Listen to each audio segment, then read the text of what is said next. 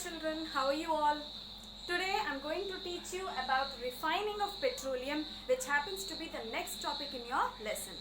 In my last video, I taught you about how petroleum is formed and how it's extracted from underground. And also I taught you about the physical properties of petroleum. It's nothing but crude oil. It's very thick, black, viscous fluid. I told you that it's not a pure substance, but it's actually a mixture of so many useful components, especially hydrocarbons. So today we'll be learning how these all these important components of petroleum are taken away or separated from this mixture of crude oil. So that is what is refining of petroleum is all about.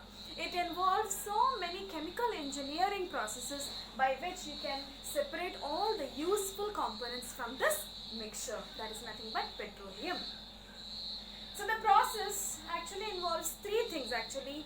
So the first step is nothing but fractional distillation. It's also called as vacuum distillation or vapor distillation. So you can see here that it is done in long chamber. Can you see this, children? It's also called as fractional column. It's called as fractional column. So first of all, the crude oil that is extracted from underground, it is first heated. It is first heated in a furnace. So it's big tank like thing in which the crude oil is actually made to, it is actually treated with high temperature, so that what happens? It becomes very hot. It is heated to about 400 degrees Celsius, and then this crude oil is let into this fractional column. I'll tell you why it is called as fractional column, because ultimately what you get is nothing but all these important useful components are separated in the form of fractions. There are certain layers, as you can see, through which all the useful components like petroleum gas, LPG that we use at home for cooking, petrol, nothing but gasoline, kerosene, diesel, and all the other things, they're separated as fractions, children. So this, you can see there are certain layers inside this column. That's why it's called as fractional column.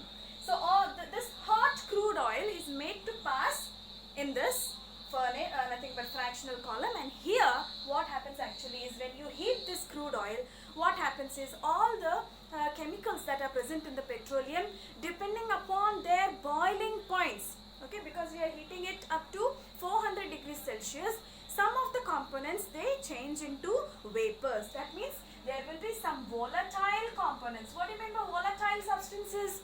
That will change into vapor very quickly. So those substances, upon heating, actually they change into vapors depending upon their boiling points.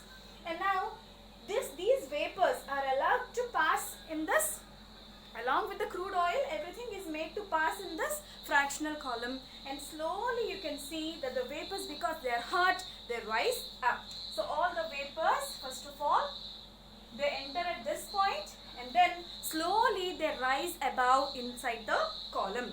You know that as the vapors rise, this fractional column is designed in such a way that you will see that more temperature will be below, and it will be quite long, so that while the vapors, when they travel to higher what you call heights or what you call altitudes, I mean when they rise up, when they go upwards, their temperature decreases. They slowly tend to cool down, so that more temperature will be there at the bottom of the fractional column, and you can see lesser temperature will be above the column, in the upper regions of the column. Slowly what is happening, the vapors are rising up, and you can see that they are getting cooled, and whichever. So here you need to understand one very important point. You need to have a good understanding of the boiling point here, children. What do you mean by boiling point, children? It's a temperature. It's the temperature at which a liquid changes to vapor. Just below this boiling point, that vapor exists in liquid state. So it is at that point, just below the boiling points, all the liquids, they will be in the liquid state. All the vapors will change into liquids. So one example I'll give you. Water vaporizes at 100 degrees Celsius. We know 100 degrees Celsius is the boiling point of water. What will happen? Just below the boiling point of water, say for example 99 degrees. Then at that temperature, what will be the physical state of water? It will be in the form of liquid, right? Only only at the temperature 100 degrees or above, it will be in steam or nothing but vapor state, right? So in the similar manner, these vapors, according to their boiling points, what happens? Say these rise up, and wherever they find temperature, whenever they reach a temperature which is just below their boiling point, they condense and they change into liquid. Here children, crude oil has so many different compounds or chemicals which have got different or varying boiling points. So according to their temperature, according to their boiling point, they just condense at different levels. Say for example, those substances which have the boiling temperature, nothing but the boiling point around 370 degrees. Now they will start condensing at this level. That means they'll change into liquid. So as you know that we are boiling this crude oil, we are heating this crude oil to very high temperature.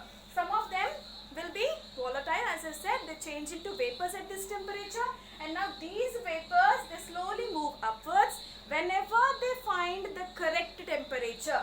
Say for example, some compounds, they condense at temperature around 370 degrees. So at that temperature, whichever, you can see that the fuel oil, the industrial fuel oil condenses at this temperature. So it can be separated nicely at this level.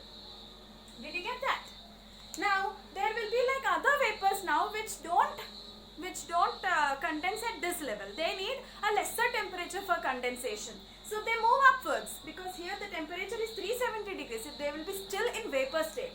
When they move upwards, they find now slightly lower temperature. That is nothing but 300 degrees Celsius, and now they condense. So those substances which get there, when they reach their respective boiling points, they change into they condense into liquid, and they get separated at that particular layer. So here we got a fraction of industrial fuel oil, and here we got a fraction of diesel. So here at temperature around 300 degrees, you get diesel separated out. Now again, the rest of the vapors, there are some other compounds which are still present in vapor state. They move still upwards. And here you can see that at 200 degrees Celsius, around 200 degrees Celsius, you will see that the kerosene gets condensed and separated out. Next is petrol. Petrol also gets separated at around 150 to 200 degrees Celsius, and then that also will be collected separately. So what happened? Then the last one is, the one with the least boiling point, nothing but the petroleum gas. What we have in our cylinders for cooking purpose, what do we use, children? Liquefied petroleum gas, nothing but LPG, right? It has got a boiling temperature, very low boiling point at around 20 degrees Celsius. That will be still in the form of vapor only, children. It has got very least boiling point, so it will be still in the form of gas only. Did you see the difference? All are in the form of, they have already condensed, but there will be some very volatile gases which will be still present in the form of gas. And you can see that not just vapors, but also some non-volatile or heavy particles, like heavy components of the crude oil, they will just be separated in the form of oil. Can you see here? These are in the form of still oil only, very heavy and viscous fluids like lubricant oil. The heavier components of the compounds or the components of the crude oil, they get separated from this bottommost outlet. So here you can see lubricating oil, paraffin, wax and asphalt, they still have to be separated. These again can be subjected to some other refining processes, such that some other useful components which are present in all these things, again still that can be actually separated out. So for now, did you understand this procedure? Here you can see that the components with high boiling points will be separated first, and the compounds or the components with least boiling points will be separated on top. So this is about fractional distillation, children. So here you have to understand one thing. We started up with one substance, which is nothing but crude oil. It is nothing but a mixture, as I said. But ultimately, what did we get over here? We got so many components from the crude oil only, and it is possible only because of the difference in the boiling point. Right, children? All these substances have got their own boiling temperature. temperatures, boiling points, and that's the reason that becomes the criteria for separation of all these things in the form of layers or fractions. So it is called as fractional distillation. So these are again subjected to further refining. So this is the first, or what you call, one of the very important processes that happen in the industrial plants. Those are called as oil refineries. Oil refineries, children. So hope you understood this. So I want you to go through the textbook once again and go through the process.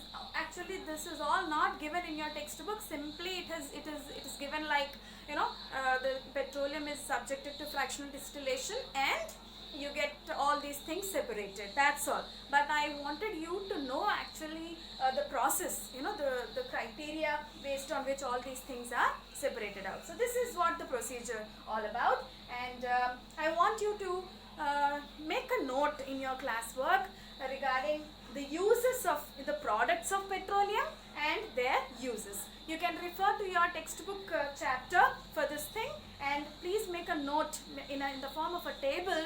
Please note down the different products that you get from fractional distillation and their uses. That would be your homework for today. Okay? Thank you.